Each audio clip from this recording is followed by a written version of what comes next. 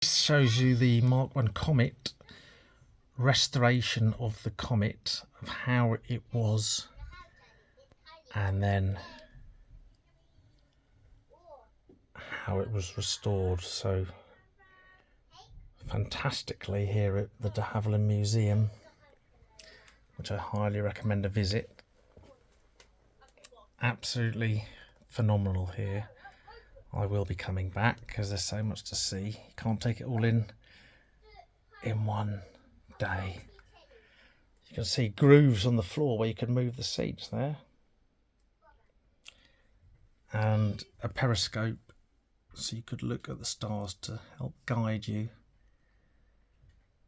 because that was the way they navigated back then, along with maps. Didn't have GPS.